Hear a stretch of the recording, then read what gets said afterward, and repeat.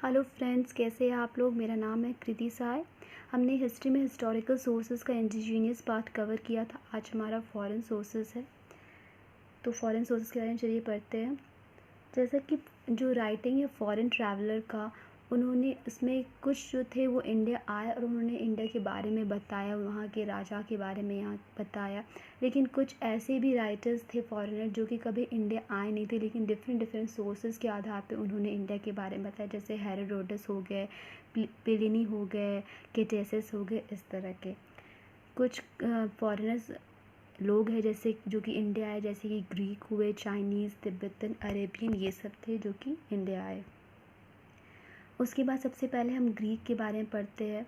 तो ये बात हम जानते हैं कि अलेक्जेंडर का इन्वेजन हुआ इंडिया में चंद्रगुप्त मौर्य के टाइम में, लेकिन ये कोई हमें इंडियन सोर्सेज से नहीं पता चला, ये हमें ग्रीक सोर्सेज से ही ये बात पता चला।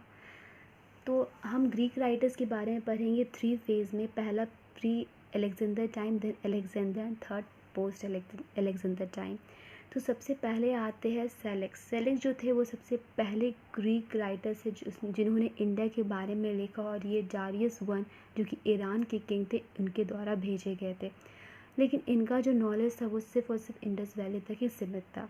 दूसरा हेकेटस मिलिट आए, इनका भी सेम था, वो भी इंडस वैली तक ही वो सीमित रह गए। थर्ड जो थे वो हेरोडोटस आ गए। इन्होंने अपने बुक हिस्टोरीज़ में इंडिया के बारे में लिखा, इंडिया और ईरान के रिलेशन के बारे में लिखा। एक्चुअली ये कभी इंडिया आए नहीं थे, लेकिन इन्होंने अपने बुक में लिखा इंडिया के नॉर्थ वेस्ट पार्ट के पॉलिटिकल कंडीशन के बारे में उन्होंने लिखा। उन्हें लगता था कि जो इंडिया है वो पर्शियन एम्पायर के अंडर आता है। उसके बाद केटेसिस आए, ये भी एक ग्रीक थे। उसके बाद हम पढ़ते हैं अलेक्जेंडर के टाइम में। जैसे नियरगुज आए, नियरगुज जो थे वो अलेक्जेंडर के क्लासमेट थे और अलेक्जेंडर के द्वारा इन्हें भेजा गया था कि वो डिस्कवर करे पर्शियन गल्फ और इंडस के रीजन के साइड वो देखे। उसके बाद बात करें ऑनसिक्रिटस जो आए, वो उन्होंने अलेक्जेंडर द ग्रेट पर बायोग्राफी लिखा। फिर एरिस्टोबुलस आए, इन्होंने एक बुक लिखा हिस्ट्री ऑफ वॉर, और बाद में इसी बुक को लेकर एरियन जो है उन्होंने एनालिसिस ऑफ अलेक्जेंडर लिखा। उसके बाद हम बात करते हैं पोस्ट अलेक्जेंडर टाइम में। द मोस्ट इम्पॉर्टेंट मेगिस्thenes जो थे वो ग्रीक एम्बेसडर थे जो कि सेलेकस निकेटर के द्वारा भेजे गए चंद्रगुप्त मौर्य की कोर्ट में। और इन्होंने एक बुक लिखा इंडिका बुक। ये बहुत इम्पॉर्टेंट है, ये क्वेश्चन बहुत बार आता है कि इंडिका बुक किसने लिखा, मेगिस्thenes, उन्हें कौन भेजा था। सेलेकस निकेटर जो कि पर्शिया बेबीलोनिया के किंग थे और किसके कोर्ट में आए थे, चंद्रगुप्त मौर्य के। एक्चुअली मेगिस्thenes का ओरिजिनल बुक लॉस्ट हो गया था, लेकिन उनके बुक को बाद में कुछ ग्रीक राइटर्स, एरियन, जस्टिन, ये सब थे, जस्टिन तो रोमन थे, ये लोगों ने उनके बुक का कुछ पैसेज को अपने बुक में डाला, तो इससे हमें पता चला। तो उनके और इसके इंग्लिश वर्जन को MC मैक्रिडल ने लिखा अपने बुक में। जानते हैं मेगिस्thenes ने इंडिका में क्या क्या लिखा। तो उन्होंने बताया इंडिया के ज्योग्राफिकल फीचर्स के बारे में, हम कंट्री के फर्टिलिटी के बारे में। उन्होंने ये बताया कि चंद्रगुप्त मौर्य के टाइम जो कैपिटल हुआ करता था वो पाटलिपुत्र हुआ करता था। उन्होंने इंडिया में ये बताया कि उस टाइम कोई स्लेवरी, कोई दास्ता प्रथा नहीं था, और इंडिया के 7 कास्ट के बारे में बताया। साथ ही साथ उन्होंने बताया कि कंट्री में जो चोर डाकू का अकरेंस था वो काफ़ी रेयर था। उन्होंने इंडियन फिलोसफर के बारे में बताया, और जेनियस और हेरेकल का क्या पार्ट रहा इंडिया में, उन्होंने इस बारे में बताया। इंडिका का बात करें, ये बुक जो है वो पहला बुक है जिसके द्वारा इंडिया के बारे में यूरोपियन को पता चला, और मेगिस्thenes पहले एम्बेसडर है जिनके बारे में एंशिएंट हिस्ट्री में, हमारे इंडियन हिस्ट्री में लिखा गया है। फिर आते डेमेस्कस, ये एंटियोगस के द्वारा भेजे गए, जो कि एंटियोगस सीरिया के रूलर है। ये कहाँ भेजे गए, बिंदुसारा में। तो ये भी आए थे किस कोर्ट में, बिंदुसारा के कोर्ट में कौन आए थे, डेमेस्कस। फिर जोनेसियस आए, ये टैलेमी II के द्वारा भेजे गए बिंदुसारा के कोर्ट में। फिर पेट्रुकस आए, ये जो थे वो एंटियोगस और सेलेकस निकेटर के रूलरशिप के अंदर थे, और इन्होंने भी इंडिया के बारे में और अदर कंट्री के बारे में बताया। फिर टिमोथीन थे, ये टैलेमी II के नेवल एडमिरल थे। फिर एलियन थे, इन्होंने एक बुक लिखा a collection of miscellaneous history, जिसमें नॉर्थ वेस्ट प्रोविंसेस के बारे में इन्होंने बताया। फिर डियोटरस, इन्होंने इंडिया के बारे में लिखा। उस डिस्क्रिप्शन से जो कि मेगास्थेनिस ने लिखा था, मेगास्थेनिस के डिस्क्रिप्शन को लेके उन्होंने लिखा और उन्होंने बताया कि अलेक्जेंडर के इन्वेजन और इंडिया के बारे में। फिर स्ट्रैबो आए, इन्होंने बताया कि सेल्यूकस निकेटर और चंद्रगुप्त मौर्य का रिलेशन इन्होंने बताया, क्या रिलेशन था, और साथ ही साथ उन्होंने बताया कि चंद्रगुप्त मौर्य के जो वुमेन बॉडीगार्ड थे उनके बारे में भी बताया गया। अगर बात करें ग्रीक में चंद्रगुप्त मौर्य को क्या बोलते हैं, सेंट्रोकोटस, यहाँ एस साइलेंट कर दे, एंड्रोकोटस भी कहा जाता है।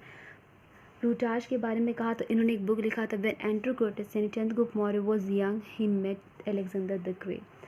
उसके बाद पेरिप्लस में लिखा हुआ है समुद्री तट के बारे में कि कैसे जो ग्रीक और साउथ संगम जो है, उनका संगम पीरियड जो साउथ में था उनका कैसे ये होता था, ट्रेड होता था, इसके बारे में बताया गया जो फर्स्ट सेंचुरी के टाइम में। फिर एरियन का बात करें तो इन्होंने इंडिका और एनाबेसिस ऑफ अलेक्जेंडर दो बुक लिखा है। अगर बात करें तो ये काफ़ी ऑथेंटिक इनका माना गया है और इस बुक में ही चंद्रगुप्त मौर्य को एंड्रोकोटास कहा गया है। तो अगर ये पूछा जाएगा कि किस बुक में चंद्रगुप्त मौर्य को एंड्रोकोटास कहा गया, तो इनके बुक में। कॉस्मोस का बात करें तो इन्होंने लिखा है इंडिया और श्रीलंका के बीच में क्या ट्रेड था वो उस बारे में इन्होंने लिखा है। फिर हम यहाँ पे कुछ रोमन और लैटिन राइटर्स के बारे में जानते हैं, जैसे कि पैलिनी ने बताया है क्या, उन्होंने इंडिया के प्लांट, एनिमल, मिनरल्स के बारे में बताया, साथ ही साथ इटली और इंडिया का क्या ट्रेड रिलेशन था इस बारे में बताया। फिर कर्टियस के बारे में बताया तो इन्होंने अलेक्जेंडर द ग्रेट के बारे में लिखा है। टैलेमी के बारे में बताया, इन्होंने अपने बुक जोग्राफी में जो एंशिएंट जोग्राफी के बारे में लिखा और साथ ही साथ इन्होंने इटली और इंडिया के ट्रेड रिलेशन के बारे में भी लिखा है। जस्टिस का बात करें तो इन्होंने ये बताया कि अलेक्जेंडर द ग्रेट का जो इंडियन दौरा रहा चंद्रगुप्त मौर्य के टाइम वो कैसे रहा, उसके बारे में इन्होंने बताया। फिर हम आते हैं चाइनीज़ ट्रैवलर के बारे में। तो सबसे पहले जो ट्रैवलर थे वो सुमा चीन थे। इन्होंने अपने बुक में हिस्टोरियन मिरर में इंडिया के बारे में बताया। फिर सेकेंड जो पैन क्योहिन थे, इन्होंने कुशान रूलर्स के बारे में बताया। उसके बाद फाहियान आते हैं। फाहियान जो थे ये इंपॉर्टेंट आपका बनता है। फाहियान जो है ये इंडिया आए 399 AD के टाइम, जब चंद्रगुप्त II, जिसे विक्रमादित्य भी कहते, गुप्ता रूलर के ये है, उनके टाइम में आए थे और ये 15 से 16 साल यहाँ रहे। ये इंडिया में बेसिकली क्यों आए थे, उन्हें जो बुद्धिस्ट एक विनय पिटका है उसका ओरिजिनल फॉर्म चाहिए था। मैंने आपको इंडिजिनस सोर्सेज में बताया था विनय पिटका क्या होता है, जिसमें बुद्धिस्ट कोड हो, जिसमें बुद्धिस्ट लोग का रूल्स रेगुलेशन के बारे में हो। तो प्लीज़ जिन लोगों ने भी मेरा फर्स्ट वीडियो नहीं देखा है इसका प्लीज़ देख लीजिए ताकि आपको ज़्यादा क्लियर हो पाए। उसके बाद ये जब रिटर्न हुए चाइना तो इन्होंने अपना ट्रैवल अकाउंट लिखा फू यूकी, इसका मतलब है that is record of Buddhist country. ये बुक अभी भी ओरिजिनल फॉर्म में अवेलेबल है। और इतना ही नहीं, इन्होंने काफ़ी कुछ लिखा गुप्ता पीरियड के हिस्ट्री, कल्चर्स और सिविलाइजेशन के बारे में। इनका बुक थोड़ा सा रिलीजियस पॉइंट ऑफ व्यू से था, साइंटिफिक टेम्पर से थोड़ा कम था। सांग यून का बात करें तो ये जो थे ये भी बुद्धिस्ट टेक्स्ट के लिए आए थे और जब चाइना गया तो 170 महायाना लेके गया। ह्यूंग सांग द मोस्ट इम्पॉर्टेंट, ह्यूंग सांग जो थे वो इंडिया आए 629 AD में हर्षवर्धना के टाइम। तो बहुत बार क्वेश्चन पूछ लिया था हर्षवर्धना के टाइम कौन से चाइनीज़ ट्रैवलर आए थे, तो ह्यूंग सांग आए थे। ये 13 से 14 साल यहाँ रहे और ये नालंदा महावीरा में भी पढ़े 2 साल तक। 641 में ये कांची जो है जहाँ पे नरसिम्हा वर्मन वन ममला जो कि कंचा के पल्लवा रूलर है उनके टाइम में वो यहाँ आए 641 में और वो काफ़ी टाइम तक यहाँ रहे। उनका जो ट्रैवल अकाउंट है वो CUK है। इसका मतलब है कि जो बुद्धिस्ट रिकॉर्ड वेस्टर्न वर्ल्ड का। और इतना ही नहीं, उन्होंने बहुत सारे रूलर्स के बारे में बताया, हुना रूलर मिहिर कुला के बारे में बताया, बुद्धगुप्त के बारे में, इसलिए उन्हें क्या आता है किंग और प्रिंस ऑफ पिलग्रिम्स।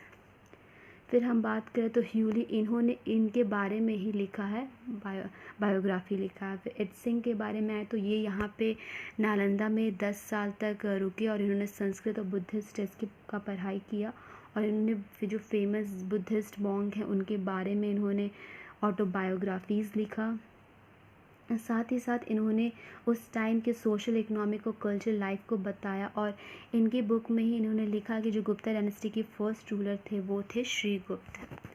उसके बाद हम आ जाते हैं ह्यूशू। उन्होंने मुक्तापीटा जो कश्मीर के रूलर है और कन्नौज के यशोवर्मन उनके बारे में बताया। फिर मतमालीन जो थे उन्होंने हर्षवर्धन का जो ईस्टर्न दौरा था उसके बारे में बताया।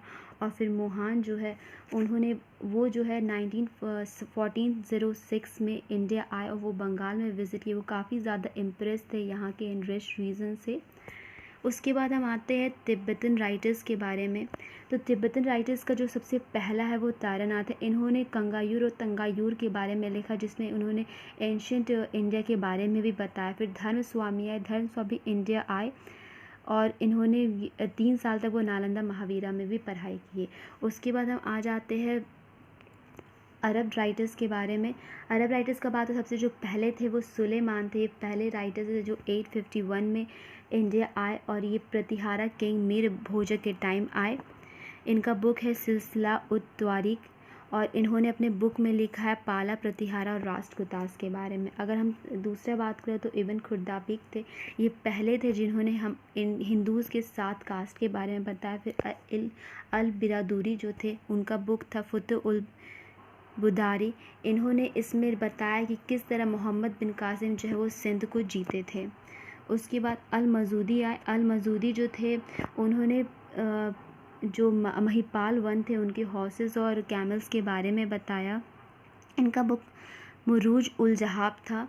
फिर इब्न हौकल आए। इन्होंने ये जो सिंध के कार्टोग्राफी थे उन्होंने मैप बनाया सिंध का और ये पहले पर्सन थे जिन्होंने इंडिया के लेंथ और ब्रेथ को डिफ़ाइन करने का कोशिश किया। उसके बाद Al Biruni, the most famous Al Biruni, तो ये इससे क्वेश्चन बहुत बन जाते हैं, हर बार आते हैं। अल बरूनी बेसिकली ये जो है मोहम्मद गजनवी के द्वारा कैप्चर किया गया था और उसने एक बैटल था खीवा के बैटल में ये कैप्चर हो गया और बाद में ये बहुत इम्प्रेस्ड हो गए मोहम्मद गजनवी और इन्होंने अपने कोर्ट में नाजूमी का उपाधि दिया, मतलब एस्ट्रोलॉजर। और इनका बात करें तो इन्हें विद्यासागर भी कहा जाता है हिंदूज़ के द्वारा, मतलब ओशन ऑफ नॉलेज, क्योंकि ये संस्कृत लैंग्वेज जानते थे। ये बहुत सारा बुद्धिस्ट ये फ़िलासफ़ी बुक पढ़ते थे और बहुत सारा अदर सब्जेक्ट पे से, इसीलिए इन्हें ये उपाधि विद्यासागर। तो अगर क्वेश्चन है तो विद्यासागर किन्हें कहा जाता है, तो इन्हें ही कहा जाता है। उसके बाद जब वो गजनी रिटर्न हुए तो उन्होंने अपने बुक को कंपाइल किया अरबिक लैंग्वेज में, तहकीक-ए-हिंद, जिसका मतलब होता है इंक्वायरी इनटू इंडिया और रियलिटी ऑफ इंडिया। उसके बाद इस बुक को हम तारीख़-ए-हिंद और किताबुल हिंद, जैसे कि बहुत बार क्वेश्चन आ चुका है कि तारीख़-ए-हिंद या किताबुल किसने लिखा, तो अल बरूनी ये किसके अंडर था, तो मोहम्मद गजनी के अंडर था। उसके बाद अगर हम बात करें तो ये बुक जो है हमारे बहुत सारे सोसाइटी और कल्चर्स के बारे में बताता है। इन्हें जो है फर्स्ट रियल इंटोलॉजिस्ट कहा जाता है और इन्हें टाइटल दिया है रियल फाउंडर ऑफ इंटोलॉजी। जैसे कि मेगास्थनीज शुरुआत बिगनर थे लेकिन इन्हें फाउंडर कहा गया है। अगर बोले तो इनका इंग्लिश में ट्रांसलेट किया एडवर्ड सी सचाऊ ने। इब्न बटूटा, ये भी आपका इंपॉर्टेंट बनता है। इब्न बटूटा जो थे वो 1313 में मोहम्मद बिन तुगलक के टाइम में आए थे और इन्हें मोहम्मद बिन तुगलक काफ़ी अच्छे से वेलकम किया और इन्हें दिल्ली का काजी, मतलब उन्हें जज बनाया था। इन्होंने अपने बुक में मोहम्मद बिन तुगलक के लाइफ और पीरियड के बारे में बताया और उन्होंने ये भी बताया क्या रीज़न और सर्कमस्टांसेस है जिसके कारण जो कैपिटल है वो दिल्ली से दौलताबाद देवगिरी कर दिया गया। उसके बाद हम आते हैं, फिर यहाँ पे कुछ और है, जैसे अब्दुल रज़्ज़ाक़ का है। इन्होंने भी ये जो थे वो बॉर्न हुए थे अफ़गानिस्तान 1413 में और ये एक्चुअली काजी थे शाहरुख, जो कि तैमूर लंग के बेटे हैं, समरकंद के रूलर, और ये शाहरुख के द्वारा भेजे गए थे कैलीकट में 1442 में जैमुरीन के यहाँ, और 1443 में ये विजयनगर विज़िट किए जब देवरागे वन थे और ये विजयनगर में 6 मंथ तक रहे बस। और फिर उसके बाद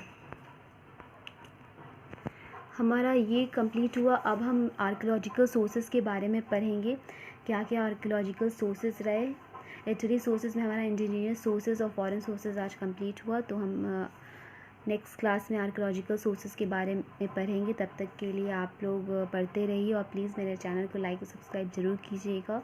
all the best, bye bye.